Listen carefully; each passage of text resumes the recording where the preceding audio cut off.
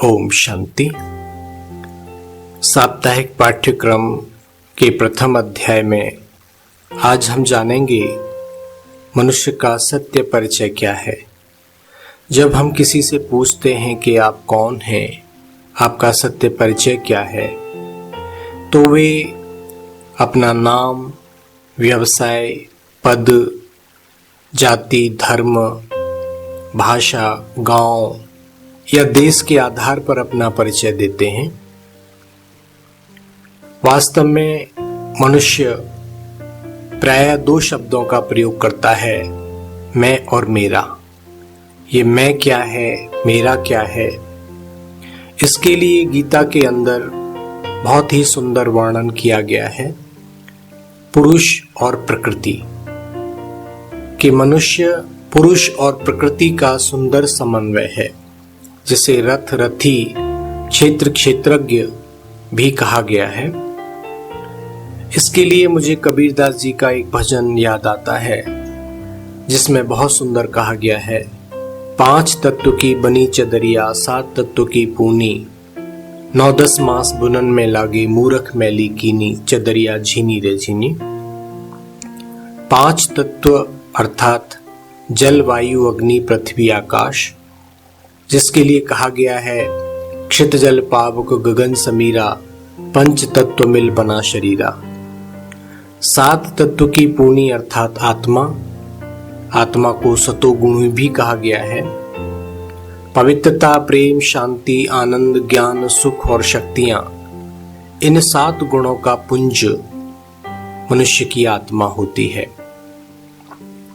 जिस प्रकार शरीर के अंग होते हैं, हाथ, नाक, कान, मुख, हाथ, पैर, उससे मनुष्य कार्य करता है, उसी प्रकार आत्मा के भी 3 अंग हैं, मन, बुद्धि और संस्कार।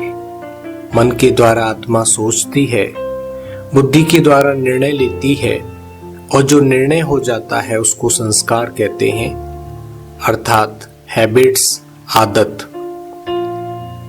इस प्रकार हमारी आत्मा कार्य करती है। आत्मा का निवास स्थान भ्रुकुटी के मध्य है, इसलिए कहते हैं भ्रुकुटी के मध्य चमकता जब सितारा। आत्मा का स्वरूप ज्योति बिंदु स्वरूप है, प्रकाश स्वरूप है, डिवाइन लाइट है, दिव्य ज्योति है। इसलिए हमारे ऋषि मुनियों ने भ्रुकुटी के मध्य लाल तिलक लगाने की प्रथा आरंभ की, क्योंकि आत्मा का जो स्वरूप है वो ज्योति स्वरूप है, प्रकाश स्वरूप है। अब हम कहेंगे कि आत्मा हमारी भ्रुकुटी के अंदर रहती है, या कई लोगों की ये मान्यता है, वे कहते हैं कि आत्मा दिल में रहती है या नाभि में रहती है। तो एक उदाहरण के द्वारा हम आपको समझाते हैं कि जिस प्रकार एक कार होती है, उस कार को चलाने वाला जो ड्राइवर है वो कहाँ बैठेगा?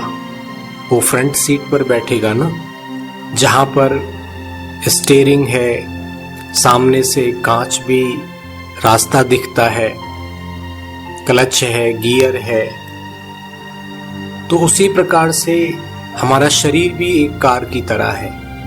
इसको रथ कहा गया, और इसको चलाने वाली रथी है आत्मा। इसलिए जब आत्मा शरीर में से निकल जाती है तो उसको कहते हैं अर्थी, अरथी, ऐसा रथ जिसका रथी नहीं है। तो आत्मा इस शरीर रूपी रथ को चलाती है, तो शरीर रूपी रथ के फ्रंट सीट कहाँ पर है? वो भ्रुकुटी के मध्य ही है। वैसे भी जहाँ पर आत्मा है वहीं पर हमारा ब्रेन होता है, पूरा नर्वस सिस्टम होता है, तंत्र का तंत्र, और उसके थ्रू पूरा सिस्टम की जो इंफॉर्मेशन है वो तंत्र का तंत्र के थ्रू पूरे शरीर में जाती है, और आत्मा उसको संचालित करती है। आत्मा को अनेक लोगों ने अनेक प्रकार से वर्णन किया है। किसी ने इसको सोल कहा, सोल अर्थात सोर्स ऑफ यूनिक लाइट। किसी ने इसको थर्ड आई ऑफ विजडम कहा। मेडिकल साइंस ने इसको इतना तक कहा कि हमारी आत्मा का निवास स्थान भ्रुकुटी में हाइपोथैलेमस और पिट्यूटरी ग्लैंड के बीच में होता है, जहां से ब्रेन का एक्टिवेशन आत्मा करती है। इस प्रकार हमारी आत्मा हमारे शरीर को संचालित करती है। आत्मा के लिए कहा गया है शास्त्रों में कि जिसको हवा उड़ा नहीं सकती, जल डुबो नहीं सकता, अग्नि जला नहीं सकती और अस्त्र शस्त्र इसको काट नहीं सकते। तो ये एक एनर्जी है, एक शक्ति है, एक शक्ति का पुंज है।